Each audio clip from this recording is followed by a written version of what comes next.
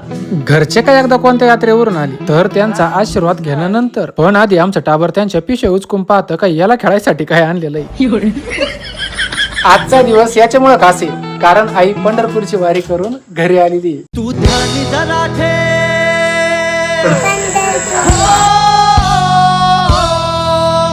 तू ध्यानी जरा ठेव जिथं भाव तिथं देव चल भेटूया विटू रकू माईला.